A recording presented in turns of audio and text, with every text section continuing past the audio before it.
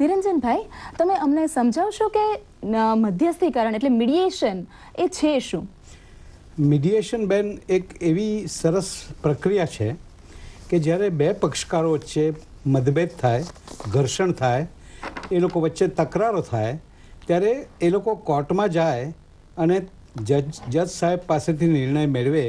એને બદલે નિષ્પક્ષ ત્રાહિત વ્યક્તિને મળે, અને એ ત્રાહિત વ્યક્તિ એટલે મીડિયેટર. મીડિયેટર બંનેને શાંતિથી સાંભળે, જે રજૂઆત એ લોકોને કરવી હોય એ સંપૂર્ણપણે કરાવે, એ લોકોને ધૈર્ય આપે, એ લોકોને આને ગર્ભિત હિતો સમજાવે, અને એ લોકોને બંનેને પોતાની મેળે પોતાની તકરારોનો નિર્ણય કરવા માટે સમજાવે, જેથી બંનેને સંતોષ થાય અને બંનેને એમ લાગે કે આપણે પોતે આપણી તકરારોનો નિવેડો આપણે જાતે લાવ્યા. એથી કરીને એ નિવેડો એમને માન્ય બને છે. એના ઉપર કોઈ બીજી તકરાર આગળ રહેતી નથી, અપીલો થતી નથી, અને તકરારોનો કાયમી ઉકેલ આવી જાય છે. બરાબર.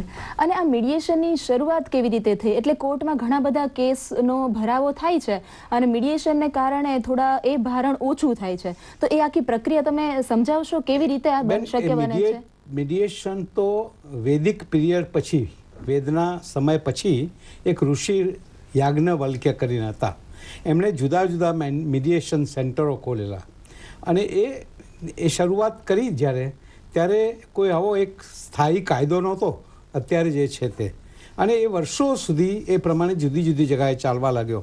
જુદા જુદા ટ્રાઇબ્સના લોકો પોતપોતાની રીતે પોતપોતાના ઝઘડાનું નિરાકરણ પોતે જ કરતા, અને એમના સિનિયર મેમ્બરો હોય, મુરબ્બીઓ હોય, એ એમને સાથે બેસીને એનું નિરાકરણ લાવવામાં મદદ કરતા.